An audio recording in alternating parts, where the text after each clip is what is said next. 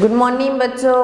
Class BSc first year और BSc BEd first year integrated first year दोनों क्लासों के लिए फिजिकल केमिस्ट्री का कॉमन टॉपिक की हमने शुरुआत की गैसीय स्टेट्स, जिसके एक पार्ट को हम कर चुके हैं। आज सेकंड पार्ट की हम बात करने जा रहे हैं। तो हमने गैसों की बात की कि गैसें दो प्रकार की, एक आदर्श गैस और वास्तविक गैस। फिर इन गैसों से संबंधित नियमों की हम चर्चा कर रहे थे, जिसके अंदर हमने बॉयल नियम की चर्चा की।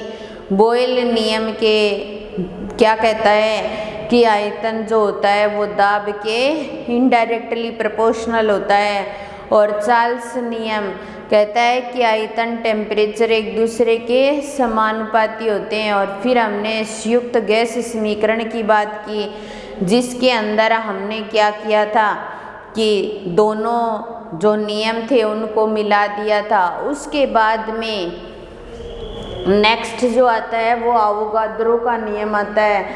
आवोगाद्रो का नियम, ये जो नियम था आवोगाद्रो ने 1812 ईस्वी के अंदर दिया था।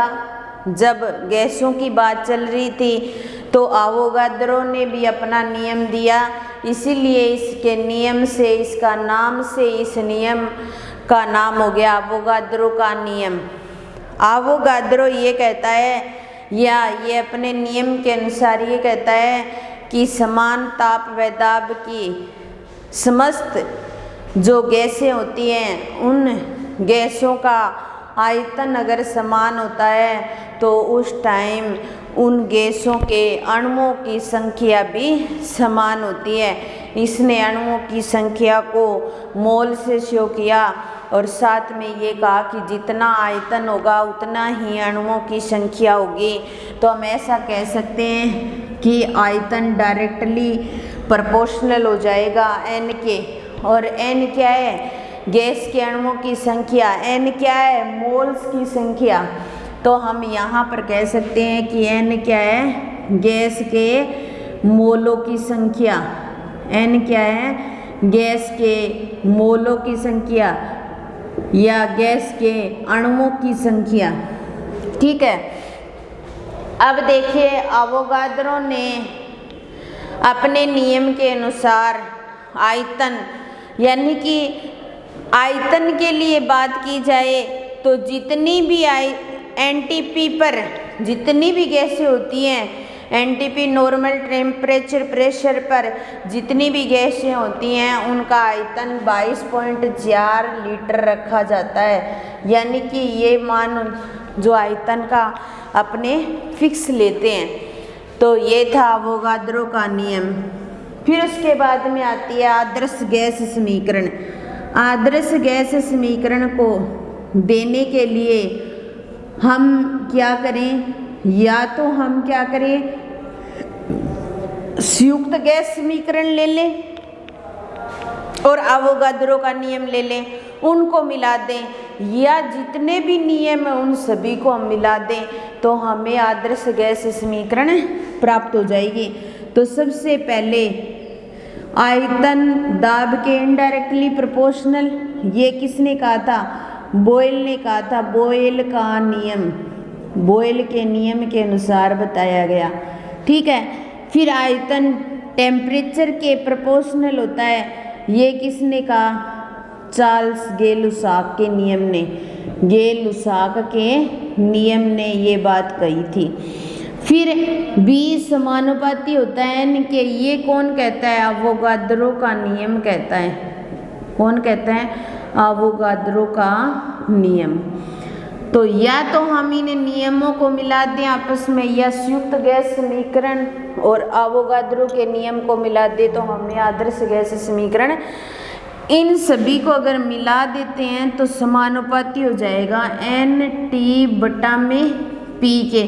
समानुपाती का निशान हटाएंगे तो KNT और P, और PV इधर ले लेंगे तो NKT हो जाएगा।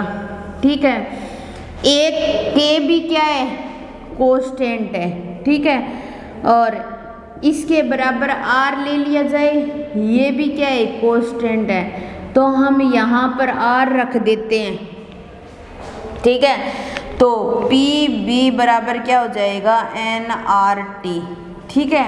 अगर हमारे पास गैस की मात्रा 1 मोल है तो क्या हो जाएगा, PV बराबर RT हो जाएगा, और PV बराबर nRT एक आदर्श गैस समीकरण होती है n मोलों के लिए, ठीक है। अगर 1 ही मोल है तो आदर्श गैस समीकरण PV बराबर क्या हो जाएगी, RT हो जाएगी। PV बराबर क्या हो जाएगी, RT। तो बॉयल का नियम, आयतन इनडायरेक्टली प्रोपोर्शनल हो गया दाब के, आयतन डायरेक्टली प्रोपोर्शनल हो गया T के, ये चार्ल्स का नियम कहता है V समानुपाती यानी डायरेक्टली प्रोपोर्शनल हो गया N के, N क्या है, अणुओं के मोलों की संख्या, ये अवोगाद्रो। तीनों को नियमों को हमने मिला दिया, समानुपाती का निशान हटाया, K आ गया, तो PV बराबर N के T बज्जर गुणा कर दिया, K कांस्टेंट है तो R भी कांस्टेंट है, और PV बराबर nRT, ये क्या होती है, आदर्श गैस समीकरण होती है। क्या होती है, आदर्श गैस समीकरण होती है n मोलों के लिए, गैस के n मोलों के लिए। अगर हमारे पास गैस का 1 ही मोल है तो उसके लिए PV बराबर RT होती है। ये हमने आदर्श गैस समीकरण प्राप्त करने के लिए ये सारी चीज़ें पढ़ी, नियमों को पढ़ा। फिर उसके बाद में हमारा इसी चैप्टर के अंदर गैसों का एक अणुगति सिद्धांत और उसका पूरा डेरिवेशन करेंगे। तो इन नियमों की हम वापिस चर्चा करेंगे। इन नियमों का उस अणुगति सिद्धांत के अंदर पूरा समीकरण मतलब पूरी समीकरण वगैरह यानी कि उसका पूरा डेरिवेशन करेंगे। तो हम क्या करेंगे, इसको काम में लेंगे। तो अब देखिए हमारे पास आदर्श गैस समीकरण आ गई, PV बराबर nRT। इसी को लेते हैं अपने, तो इसी को लेते हुए हम यहाँ पर क्या करते हैं, R की बीमा या R का जो मात्रक वगैरह होता है या यूनिट वगैरह होती है उसकी हम चर्चा करेंगे। तो आदर्श गैस समीकरण PV बराबर क्या थी, nRT थी। क्या थी, nRT। तो यहाँ पर अगर R को ज्ञात किया जाए तो R को ज्ञात करें, इसके मल्टीप्लाई में N और T है तो ये तो नीचे चला जाएगा और P और V ऊपर आ जाएगा, ठीक है, ऐसे लिख सकते हैं हम। तो R बराबर P किसको शो कर रहा है, दाब को शो कर रहा है, ठीक है, इनटू में V आयतन को शो कर रहा है, ठीक है, और N किसको शो कर रहा है, मोल को, और T किसको शो कर रहा है, केल्विन को यानी कि ताप को। ऐसे रख सकते हैं अपने कि दाब इंटू में आयतन बटा में मोल इंटू में टेम्परेचर, ये किसके बराबर हो गया, R के बराबर हो गया। अब देखिए दाब क्या होता है, दाब को P से नोट करते हैं अपने, तो ये क्या होता है, बल बटा में क्षेत्रफल के बराबर होता है। तो हम ये रख सकते हैं बल बटा में क्षेत्रफल। तो R बराबर क्या हो जाएगा, बल बटा में क्षेत्रफल, रख दिया हमने क्षेत्रफल, ठीक है, और यहाँ पर इंटू में आयतन, ठीक है, और इंटू में मोल और इंटू में ताप। अब देखिए इनकी यूनिट लगा देते हैं। बल की जैसे लंबाई, बल तो जैसे है वैसे ही रख लेंगे बल को तो, और एक बार आयतन को करते हैं तो आयतन निकालते हैं, लंबाई इंटू में चौड़ाई इंटू में ऊंचाई होता है ना, तो हम मीटर क्यूब कर लेते हैं या लंबाई क्यूब कर दें, ठीक है, और क्षेत्रफल लंबाई इंटू में चौड़ाई, तो उसको भी क्या कर देते हैं हम, मीटर क्यूब कर देते हैं या लंबाई स्क्वायर कर देते हैं, स्क्वायर करेंगे, स्क्वायर कर देते हैं। तो अब देखिए यहाँ पर हम ऐसे कर सकते हैं ना कि बल इंटू में और लंबाई की क्यूब कर दें और इधर क्या कर दें, लंबाई की स्क्वायर कर दें और मोल और इंटू में ताप ये कर दें। तो देखो क्यूब से ये स्क्वायर कट जाएगी, यहाँ क्या बच जाएगी, लंबाई। तो अपने ऐसे लिख सकते हैं ना कि बल इंटू में लंबाई, ठीक है, और बट्टा में क्या हो जाएगा, मोल इंटू में ताप हो जाएगा, ऐसा हो जाएगा। और बल इंटू में लंबाई क्या होती है, कार्य होता है, ठीक है, और बट्टा में क्या हो जाएगा, मोल इंटू में ताप हो जाएगा। ठीक है, लास्ट में ये आ गया। तो कार्य बट्टा में मोल इंटू में टेम्परेचर। तो हम ऐसा कर सकते हैं ना कि मोल को तो मोल से ले ले और टेम्परेचर को किस में चेंज कर दे, केल्विन में। तो आ जाएगा कार्य बट्टा में मोल इंटू में केल्विन। तो ये किसके बराबर हो गया, कार्य, या अपने ऐसे कर सकते हैं मोल इनवर्स और केल्विन इनवर्स। लास्ट में इसकी जो बीमा आएगी वो ये आ जाएगी, किसके बराबर हो गया, कार्य मोल इनवर्स। वो फिर हम जूल और अर्ग में भी चेंज कर लेते हैं, तो कोई दिक्कत नहीं आती इसमें। तो पीवी बराबर nRT, आर को ज्ञात करेंगे तो एन इंटू में टी नीचे आ जाएगा, पी इंटू बी। पी तो दाब होता है, दाब इंटू में आयतन, मोल बटा में ताप, मोल इंटू में ताप। तो दाब को बल बटा क्षेत्रफल लिख सकते हैं, तो बल बटा क्षेत्रफल लिख दिया, आयतन मोल इंटू में ताप। आयतन लंबाई गुणा चौड़ाई गुणा ऊंचाई होता है, तो वो लंबाई होती है एक प्रकार से, मीटर क्यूब कर दो या लंबाई क्यूब कर दो। इसको लंबाई क्यूब किया तो इसको लंबाई स्क्वायर और क्यूब कट जाएगा, बल इंटू में लंबाई आ जाएगा, बल इंटू में लंबाई कार्य होता है बटा में मोल इंटू में ताप। और कार्य मोल और ताप को केल्विन, तो कार्य मोल इनवर्स केल्विन इनवर्स आ गया। ठीक है, इस तरीके से हम आर की बीमा निकाल सकते हैं। तो अब देखिए अलग अलग इकाइयों के अंदर हम आर का मान अलग अलग तरीके से ज्ञात कर सकते हैं। जैसे अगला हमारा टॉपिक हो गया विभिन्न इकाइयों में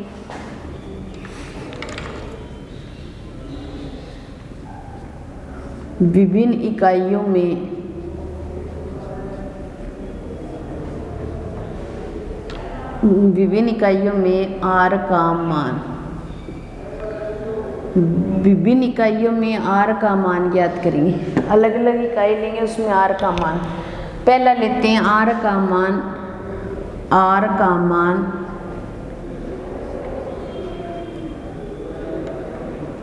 का मान लीटर एटमॉस्फेयर में, लीटर ATM में। ठीक है, लीटर एटमॉस्फेयर में लें अपने, तो लीटर एटमॉस्फेयर में लेंगे तो इक्वेशन तो वही आएगी, आर बराबर क्या हो जाएगा, PV बटा में NT। ठीक है, ये रखेंगे। अब P का मान तो एक एटमॉस्फेयर हो गया, V का मान 22.4 लीटर फिक्स होता है, T का मान 273.15 और N का मान 1 मोल ले ले। तो P का मान तो क्या है हमारे पास, एक एटमॉस्फेयर है। ठीक है, और V का मान 22.4 लीटर और N का मान 1 मोल ले लें, और T का मान क्या ले लें, 273.15 केल्विन रखते अपने, अलग अलग लेंगे। तो इस वैल्यू को रखेंगे तो R बराबर क्या हो जाएगा, P की जगह तो 1 एटमॉस्फेयर इंटू में 22.4 लीटर बटा में 1 मोल और इंटू में 273.15 केल्विन। अब आप यहाँ पर कैलकुलेटर, सिंपल कैलकुलेटर होता है उसका यूज कर सकते हैं। ठीक है, तो इसका मान आ जाएगा 0.0821। आप करके देख लेना, लीटर एटमॉस्फेयर मोल इनवर्स केल्विन इनवर्स ये आ जाएगा। ठीक है, अब देखिए लीटर लिया हमने, एटमॉस्फेयर लिया, मोल लिया, केल्विन इनवर्स। अब देखिए अगर हमें जो और किसी में अगर चेंज करना हो आर का मान तो और किसी में भी कर सकते हैं, लेकिन हमने ऊपर हेडिंग क्या डाली है, एटमॉस्फेयर में, तो एटमॉस्फेयर में यही मान रहेगा 0.0821 लीटर एटमॉस्फेयर मोल इनवर्स केल्विन इनवर्स। ये क्या हो गया, आर का मान एटमॉस्फेयर में हो गया। ठीक है, फिर अगर दूसरी इकाई लेते हैं, मान लो आर का मान हम SI पद्धति में निकालना चाहें, क्या करें, आर का मान SI पद्धति में, तो आर का मान SI पद्धति में आजकल जो पद्धति काम में ली जा रही है वो SI पद्धति है। तो इक्वेशन हमारी क्या हो जाएगी, R बराबर क्या हो जाएगी, PV बटा में NT हो जाएगी। ठीक है, इक्वेशन वही रहेगी। इसमें क्या हो जाएगा, P को तो किस में नोट किया जाएगा, बार में, और आयतन क्या हो जाएगा 22.4 लीटर की जगह 22.7 लीटर हो जाएगा, या फिर 24.78 लीटर हो जाएगा, और n का मान 1 मोल हो जाएगा, और टेम्परेचर का मान 298.15 केल्विन हो जाएगा। यानी कि SI पद्धति में अगर R का मान लेते हैं तो वहाँ 25 डिग्री सेंटीग्रेड टेम्परेचर होता है, और 273 में जब 25 डिग्री जोड़ते हैं तो 258.15 केल्विन आ जाएगा। तो P का मान तो क्या हो गया, 1 बार हो गया। ठीक है, V का मान हो जाएगा 24.78 लीटर, क्योंकि SI पद्धति में, और N का मान 1 मोल मान लो आप, और T का मान आ जाएगा 298.15 केल्विन, इतना रखेंगे अपने। ठीक है, इसमें मान रख दो, R बराबर P 1 बार हो जाएगा, और आयतन 24.78 लीटर हो गया, और 1 इंटू में 298.15 केल्विन। अब देखिए 24.78 लीटर के अंदर 298.15 से आप डिवाइड कर सकते हो इसको, और इसका मान आ जाएगा 0.0831 बार लीटर और मोल इनवर्स और केल्विन इनवर्स, ये आ जाएगा। तो इस SI पद्धति के अंदर जो मान होगा वो ये आ जाएगा, R का मान। ठीक है, तो अलग अलग पद्धति में कर सकते हैं। हमने एटमॉस्फेयर में करके देखा, SI पद्धति में किया तो P का मान 1 बार, V का मान 24.78, N का मान 1 मोल और T का मान 298.15 केल्विन। 1 बार 24.78 लीटर, 1 इंटू में 298.15 केल्विन, और इसको किया तो इतना आ गया। अब ये तो था SI पद्धति में। तीसरा लेते हैं हम R का मान CGS पद्धति में। R का मान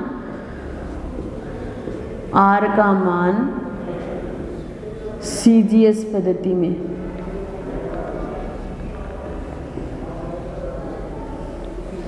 R का मान क्या करते हैं, CGS पद्धति में लेते हैं। तो R की इक्वेशन तो वही रहेगी, R PV बटा में क्या हो जाएगा, NT हो जाएगा।